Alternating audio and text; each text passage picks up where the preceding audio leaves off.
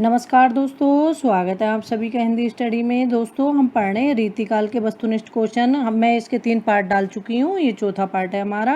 और ये क्वेश्चन बहुत अच्छे हैं दोस्तों। टीजीटी, पीजीटी, नेट, एलटी सभी के लिए हमारे महत्वपूर्ण हैं, क्योंकि ये क्वेश्चन इतने अच्छे हैं कि ये एग्जाम में पूछे गए हैं कहीं ना कहीं। आप देखोगे लास्ट ईयर के क्वेश्चन तो उससे अनुमान लगा सकते हो, ठीक है। और अगर आप मेरे चैनल पर पहली बार आए हैं दोस्तों तो चैनल को सब्सक्राइब कर लेना, ठीक है। आज का स्टार्ट करते हैं।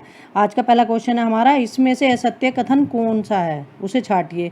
तो जो असत्य कथन है उसे छाटना है। तो असत्य कथन हमारा इसमें कौन सा है दोस्तों? ऑप्शन हमारा सी। तो ये हमारा व्यंग्यार्थ कौमुदी। तो ये व्यंग्यार्थ कौमुदी किसकी रचना है दोस्तों? ये हमारे प्रताप सिंह की रचना, भूषण की रचना नहीं है। तो ये किसकी है व्यंग्यार्थ कौमुदी? प्रताप सिंह के। जो सत्य कथन है उन्हें देख लेते हैं, क्योंकि इससे हमारे 4 क्वेश्चन और मिल रहे हैं, तो इसलिए एक्सप्लेन करके क्वेश्चन को पढ़ोगे तो उतना ही ज़्यादा हेल्प मिलेगी। देख लेते हैं। जैसे कवित रत्नाकर, तो कवित रत्नाकर सेनापति की रचना है। ललित ललाम मतीराम की रचना है। सुजान चरित किसकी रचना है? सूदन की रचना है। देखो 3 क्वेश्चन और हो गए इसमें ही हमारे, ठीक है। आगे देखते हैं। इनमें से ऋतु वर्णन की दृष्टि से कौन सा कवि सर्वश्रेष्ठ माना जाता है? तो ऋतु वर्णन की दृष्टि से सर्वश्रेष्ठ कवि हमारा दोस्तों है कौन है? सेनापति है। सेनापति हैं जो ऋतु वर्णन की दृष्टि से। और दोस्तों एक बात और बताऊं, सेनापति का एक क्वेश्चन और पूछा जाता है एग्जाम में कि इनका सबसे प्रिय अलंकार कौन सा है। तो सेनापति का सबसे प्रिय अलंकार हमारा श्लेष अलंकार है। ये एलटी में पूछा गया था। निम्नलिखित सूचियों को सुमेलित कीजिए एवं सही कोट का चयन कीजिए। तो ये हमारे ये है। आगे देखो तो इन्हें सुमेलित कीजिए। तो ये हमारा कौन सा है? इसका ऑप्शन हमारा ए सही है। तो कविता रत्नाकर किसकी है? सेनापति की रचना है। रसराज किसकी रचना है? मतीराम की रचना है। और वाणी भूषण किसकी रचना है? राम साहे की। इश्कनामा किसकी रचना है? इश्कनामा बोधा की। इनमें से कौन सा कथन असत्य है? अब इसमें जो असत्य कथन है वो देख लेते हैं। एग्जाम में हमेशा क्वेश्चन को अच्छे से पढ़ना है। मैं बार बार हर वीडियो में यही रिपीट करती हूँ, क्वेश्चन हमेशा अच्छे से पढ़ना है जिससे आपकी कहीं कोई गलती ना हो, ठीक है। यह घनानंद के काव्य में लाक्षणिक पदावली का प्रयोग हुआ है, ये सत्य है।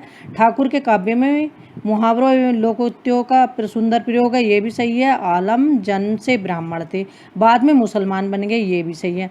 ब्रहवारिस नामक बोधा की कृति मुक्तक काव्य है। ये मुक्तक काव्य नहीं है दोस्तों, ये श्रृंगारिक रचना है। ब्रहवारिस बोधा की जो रचना है श्रृंगारिक रचना है। सहजोबाई किस काल की कवयित्री है? सहजोबाई किस काल की कवयित्री है? ये रीतिकाल की कवयित्री है। जो काल है वो रीतिकाल है। और पूछा गया किस उसकी कवयित्री थी है, तो सहजोबाई संत कवयित्री थी, ठीक है दोस्तों। सहजोबाई संत कवयित्री थी, लेकिन समय जो था वो रीतिकाल का समय था। रीतिकाल के प्रसिद्ध कवि महाराज शिवनाथ सिंह कहाँ के राजा थे? ये थे रीवा के।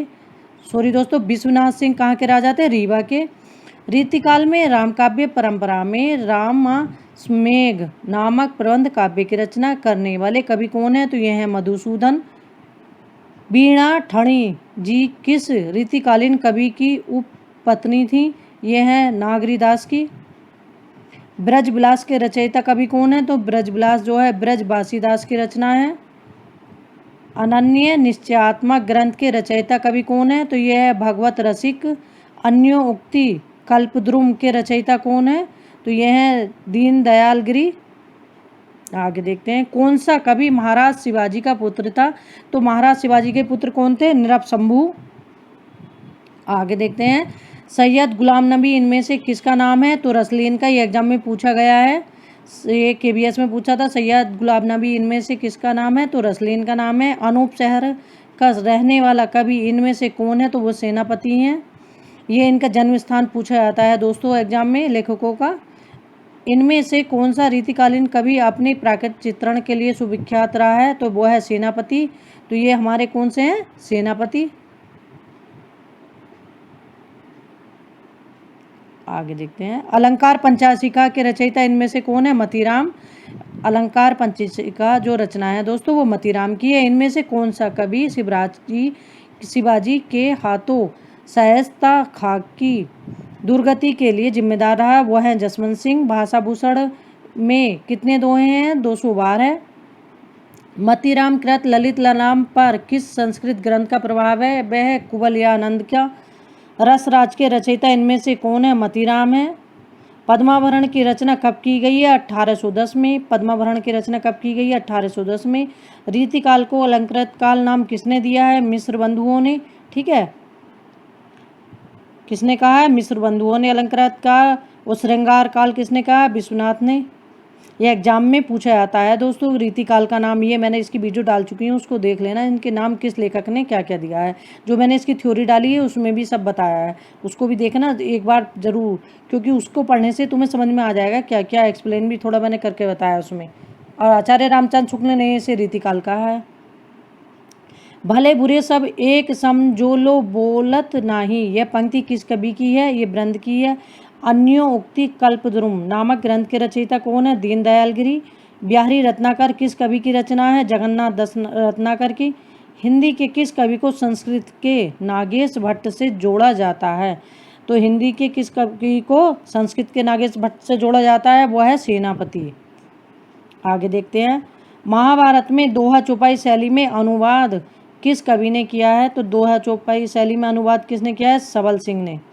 महाभारत का जो अनुवाद किया है सबल सिंह ने। पद्माकर के जगत विनोद में कुल कितने छंद हैं? 731 छंद हैं। काली पहाड़ी नामक काली पहाड़ी नामक ग्राम किस कवि को जागीर के रूप में दिया गया था? वो था बिहारी को। इनमें से किसका प्रभाव बिहारी सतसई पर नहीं है? तो वो है रामचंद्रिका नहीं है। जिसका है उसे देख लेते हैं, ये एग्जाम में बहुत एग्जाम में पूछा जाता है क्वेश्चन। बिहारी जी से संबंधित तो हमें सारी जानकारी होनी चाहिए दोस्तों। आर्य सप्तशती, गाथा सप्तशती, आमरूप शतक। यूरोप में बिहारी सतसई के समकक्ष कोई रचना नहीं है।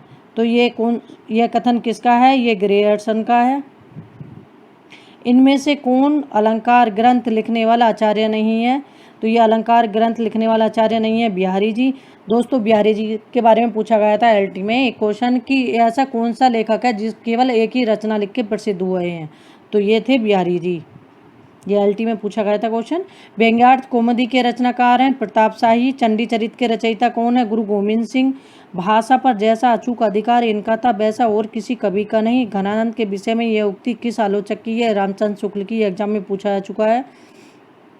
आनंद रघुनंदन नाटक के रचयिता कौन है? विश्वनाथ। ये भी पूछा जा चुका है। नवरस तरंग नामक ग्रंथ के रचयिता का नाम है बेनी प्रवीण। बेनी प्रवीण की भाषा को आचार्य शुक्ल ने किसके समकक्ष बताया है? मतीराम के। इनमें से सर्वांग निरूपक कवि कौन है?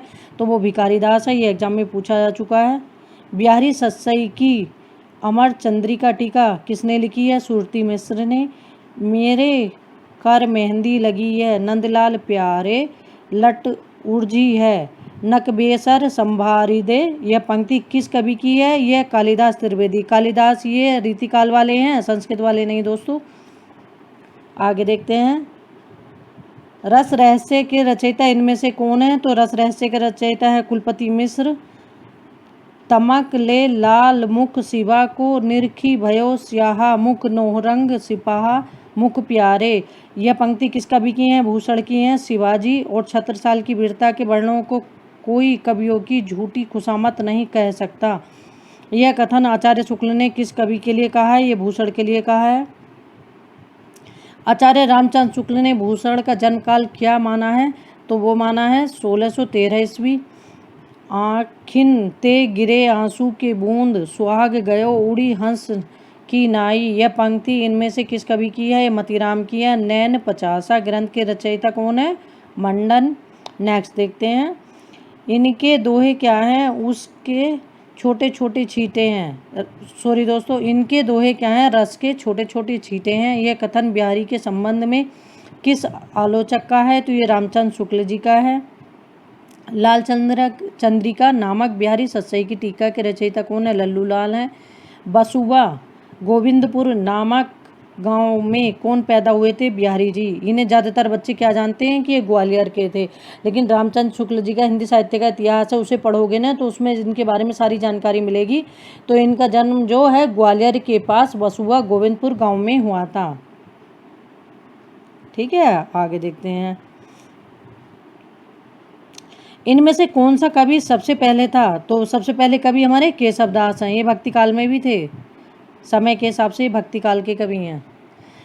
मरे बैल गरियार मरे, बह उड़ियल टट्टू, यह पंक्ति किस कवि की है? बैताल की है। गोरे लाल पुरोहित किस कवि का नाम है? यह लाल कवि का।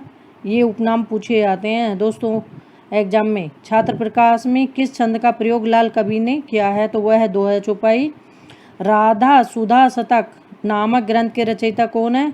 श्री हरि जी। आगे देखते हैं। यह प्रेम को कराल महातरवारी की धार पे धावनो है। यह पंक्ति किस कवि की है? तो ये घनानंद की है दोस्तों। किस कवि की है? घनानंद की। ब्रहबारिश नामक ग्रंथ बोध ने किसके ब्रह में लिखा है? तो यह सुभान के। सुभान इनकी प्रेयसी थी, प्रेमिका। ठीक है। ढेल सो बनाए आए मेलत सभा के बीच लोमन कवित नीचे खेल करी जानो है। ये पंक्ति किस कवि की है? ये पंक्ति है दोस्तों हमारी किन। आगे देखते हैं। जैसे ढेल सो बनाए आए मेलत सभा के बीच लोमन कवित नीचे खेल करी जानो है। यह पंक्ति किस कवि की है दोस्तों? तो ये ठाकुर की है। किन की है? ठाकुर की। भारतेंदु के पिता गोपाल चंद गिरधर दास ने किस रीतिकालीन कवि का बड़ा स्नेह था? तो वो था दीनदयाल गिरी का।